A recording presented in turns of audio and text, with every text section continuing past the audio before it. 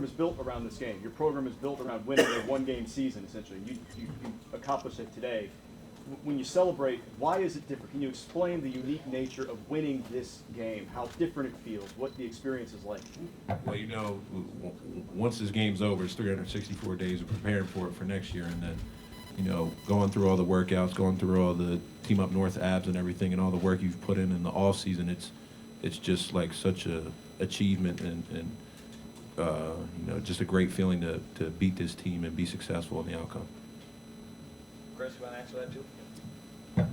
Yep, like he said, it's like an achievement, and beating this team, especially in this stadium, biggest stadium in the nation. So, like he said, we prepare from January all the way to this game. And, like we said, we don't celebrate this win, but we still got 364 days for the next game.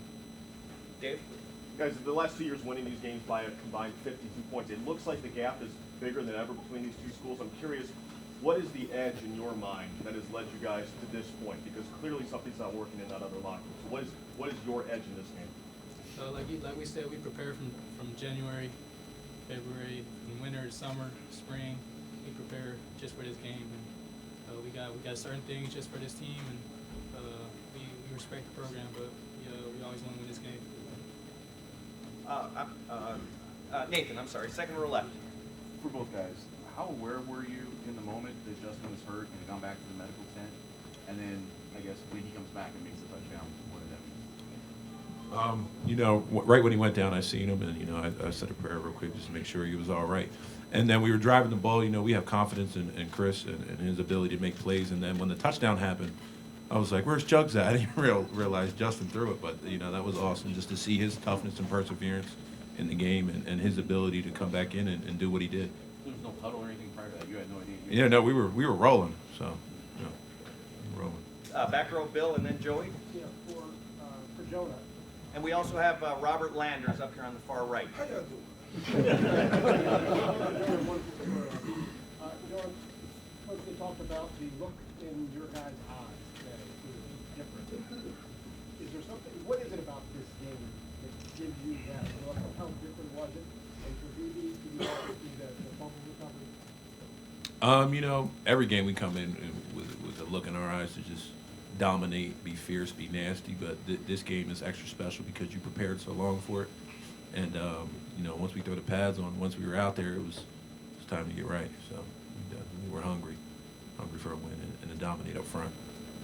Joey? What was your question for me? I ain't gonna lie, I'm old. I was on. Hey, Robert, grab the mic if you don't mind there. Yeah, that one's been one.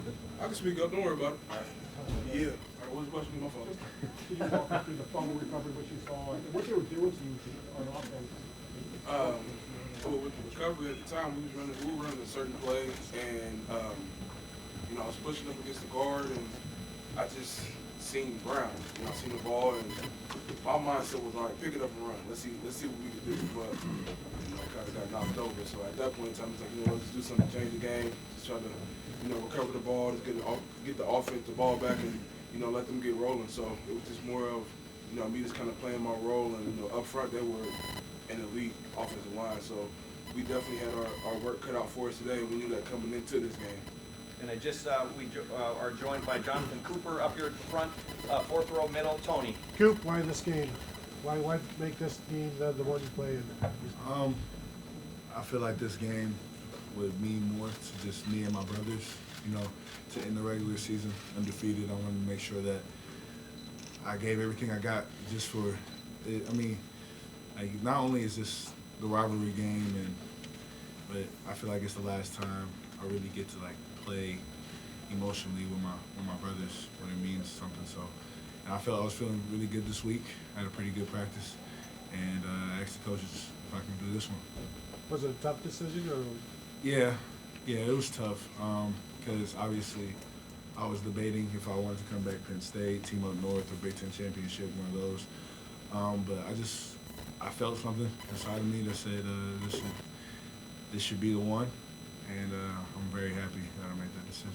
We're going to have one more question for Olave. If someone's got a Chris Olave question, young lady in the middle there, please. Yeah, so going into this game, you had to know that Chase Young is going to get a lot of the defensive attention. So, how do you prepare for compensating and, maybe relying on other strengths of your defense when you know that your best player is going to be a little bit tied up? We go through it all off season. When somebody goes down, we just the next person has to step up, and we felt like Chase was getting double team, triple team, so the rest of the D line stepped up, and our secondary played big today. Chris, the deep ball for the touchdown kind of broke the ice early. I think you guys gave you a 2-touchdown lead there.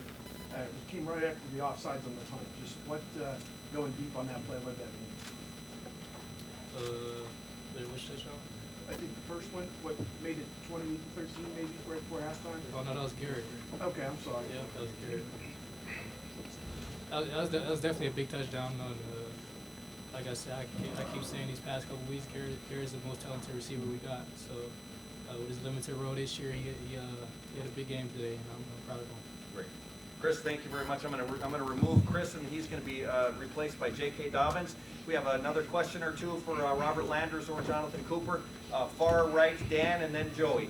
Yeah, just for both of you guys. Obviously, first half was the toughest half you guys have had as a defense. What were you guys feeling going into halftime, and what do you guys feel like you were able to do in the second half so that you were able to do better? I think the biggest thing was just we had to kind of settle down. There were a few things that they did that we just hadn't seen on film, which has kind of been a trend all season, and it just came down to us making the proper in-game adjustments and halftime adjustments. And I think once we made those adjustments and got to kind of settle and get a little bit more comfortable with the reads and what we were seeing, I felt like it allowed us to play a lot faster. So it's one of those things where we knew we were going to get tested physically, but the biggest thing was going to be mentally. You know, sometimes you got to be a student and a player as you play at the same time. You got to know what's going on in the game to be able to communicate, you know, what you're getting, what you're seeing to the coaches, so that we all, as a collection, can make the proper adjustments for everybody from top to bottom. So I give kudos to the defense as a whole for, you know, mentally being locked in, also physically, and being able to make those adjustments for us to excel towards the second half. Over here to the far right, Stephen. Hey, Jack, you got 67 carries in the last 2 games. How does your body feel right now? Great. I did play like 5 halves, you know, so. Also, what happened on that fumble? Someone hit my elbow and it moved my wrist and the ball came out. He got a scoop and score, that's what Okay, I'm going to go one more question for Jonathan over here. Austin? Coop, did you flew around the corner, got a hand on it. I think you got credit with the full sack there. Were you thinking at all like that's what you envisioned for your year? Is this bittersweet a little bit that you finally had a chance to do something like that, but now it's over? Yeah, you know, this season has been very, very tough, very hard. But, you know, I honestly wasn't going into this game thinking like, oh, I want to make this big-time player, big-time sack. Every single week, whether I'm playing or not, I want to make sure that I give everything to this team, everything that I have, whether that's on the field or off the field. And I'm happy that I made that play. I just, you know, it means the world to me that my teammates, you know, were here and I stepped up for them. Front, third row middle, Tony? JK, every running back has a career day throughout their career, but not everybody gets to do it against Michigan. So what's that like for you? It's great, you know, big rivalry game, you know, and it's just, without my O-line, I couldn't do it, you know, and I just want to keep going, keep getting better. Because I could have had a better game. But. Was this about the workload you expected today? Oh, yeah, for sure. Back row right. Rob for Robert? BB, you've been in situations defensively where you knock a quarterback out or a quarterback goes to the second guy. What does that do when he comes back in the game for the defense? Like Justin goes out, goes in the tent, comes out. How do you react to that? For us or for them? For them, you've been in that situation when it's been reversed probably. What does it do? What does it do to a defense? Does it kind of take the? It can take the momentum away from a team, but I think the beautiful thing about our team is that we know going into any game, adversity is going to strike. We knew coming into this game there were going to be adverse moments. There were going to make plays. There were going to be situations where defensively we had to step up, and it's one of those things where it could be detrimental to the course of the game and the momentum of the game, but I feel like as a whole, defensively and offensively, we handled it very well. You know, the biggest thing is just a game like this, you gotta step up. In a game like this, you gotta come together. When adversity strikes, you gotta grab each other's hands and you gotta go to work. And I feel like we did that very well today. We executed that very well. There's still a lot of things that we need to work on, and we're gonna get back to the drawing board come tomorrow. But at the end of the day, we gotta just celebrate this win, and it's a blessing. We are in a unique situation, and I feel like the way that we went about today was beautiful. I'm going to let Robert go. We're going to keep questioning for Jonathan and JK. I got Justin Fields coming up. Far right, Joey. Jonathan, I know you're playing the redshirt this year, but the way you played today, is it tight and all, so you want to come back for the stretch run, or are you fully committed to the redshirting? So before I made my decision, I made sure that I was satisfied with whether I had a really great game or whether I didn't, that I'm going to stay committed to my decision. So, I mean, yeah, it could be enticing, and yeah, I could still come back, but I feel like what's best for me and also for the team and just my family would still be redshirt. All right, I'm going to go ahead and let Jonathan go. Front row, middle, Tom. Justin, Coach Day talked about how hard it is to go 12-0 in the regular season. I know you weren't here last year, but is there something that you can pinpoint maybe that we can't see that has allowed you guys to go undefeated and brought you to this point? I just think our consistency throughout the week and how hard we work and how hard we prepare. I think Coach Day does a great job of keeping the team focused on that individual team that we're about to play next. So I think that helps the team just overall perform better in practice and just get prepared for the week. Right next to Tom. Just for both of you guys, the dominance that Ohio State had throughout the 8 straight. Can you pinpoint exactly why you guys have been so successful? I just think we take it more serious than they do. I think we prepare for it all year.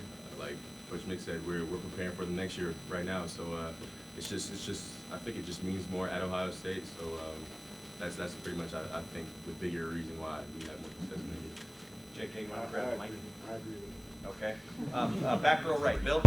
Justin, how bad did you think you had been injured? Walk us through that play and what happened and what led to that, and when did you decide to come back? Yeah, I mean, last week I sprained my MCL on that last play, so I was getting a lot of treatment this past week to try to get my knee right, and then pretty much on that one play, it pretty much like re-aggravated again. So I just need to switch knee braces. It was hurting when I went down, so I just got up the field, went to the tent, got the bigger knee brace that I do not like to wear, but I have to wear it, and just got back out there because Coach Day emphasizes toughness, so I wanted to show the team I was tough. Just got out there and played the game. When you went down right as it happened, did you think I'm done? Nah, I mean, I try to think for the better, so I don't really try to have negative thoughts in my head. Yeah. Right next door, Dan. Justin, Ryan Day came up here after the game and called that touchdown after your injury a Heisman moment, a magical moment. What does that mean to you to hear your coach say that about you? Just coming from Coach Day, he was really happy with I think how tough I played this game and just how I came back, and I give all the credit to God. I mean, but without him, I'd be nothing. So just the hard work I think the whole team puts in the week, and I think it just pays off. So the weight room, the training room, off the field, just all of that combined and just goes into the game. Over here to the left, Joe. Justin, you took that late hit on the sideline. What was going through your mind there? And JK, how would you think about that hit? It didn't really hurt. I was glad we got the flag. I probably flopped a little bit, but so I was just glad we got the flag, really. So. Yeah. Well, I don't like seeing my guy get hit like that, so I was kind of upset about it, but got the flag and they took care of it, bro. He's all right now. Ari? Hey, Justin, when you're in that like little tent in this big stadium and you're getting looked at, can you feel hundreds of thousands, if not millions of people in complete and utter panic while you're in there? I don't really try to look into other people's perspective when I'm in the tent, but I just try to, like when I was in the tent, I was just trying to get the knee brace I had on first off and then get the bigger knee brace on. So I was just focused on just getting back on the field. So that's all that was going on there, just new brace? Yeah, new brace. They were trying to feel it, like my ACL and stuff, and they were just checking out my leg and stuff like that. But I just told them that I needed the bigger brace. And Bill? JK, last 2 years, your offense has scored 111 points on which your defense benefited in very different ways each year. Just how much talk was there about matching what you all did last year, and how much pride do you take in putting up back-to-back efforts like that against the defense that's expected as much? Well, we take a lot of pride in, you know, doing what we did today and last year. You know, we didn't really like putting anything into perspective of what we done last year. You know, we try to do what we do this year. You know, so it was kind of like, let's, you know, do what we know we can do this year against the team of North, and we did. Austin? JK, I know you felt overlooked or had that chip on your shoulder all year. Does a game like this change that? Does it validate some of that stuff you talked about proving that you're the best back in the country, or are you still unsatisfied? I'm not satisfied. I'm not even close to being satisfied. Why not? Well, I just feel like there's so much more I can prove, you know, my God-given talents. I feel like a lot of people are overlooking it.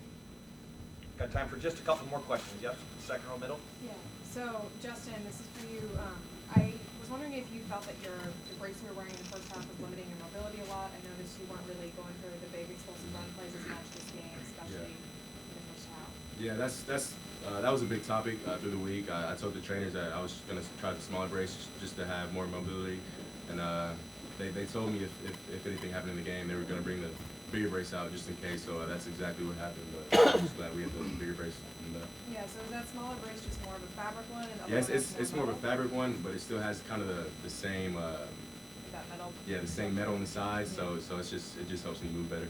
And then what is the bigger one? It's just all metal, like lineman. Like I'm not trying to be out there. Lineman, so I'm not trying to do that at all. Right behind it. What makes you say that, you don't think Michigan takes the rivalry as seriously? I know a few players on the team, and I just know the things we do in terms of workouts and how serious we take it at Ohio State. So just talking to those guys and kind of getting their perspective on things, I definitely see that we take it way more serious. And back row, last question for the guys right there. Yeah, Justin, you guys all talk about being ready for this game 364 days a year. What is it like to change your mentality from this game next weekend for the Big Ten Championship? Just like I say every week, Coach Day, he knows he takes one game at a time, because like the past years, we've always had one slip up. So just the main thing is just taking one game at a time and just focusing on the next team. I don't know who we play, Wisconsin or Minnesota, but yeah, just gonna focus on the. Great, gentlemen, thank you very much, folks.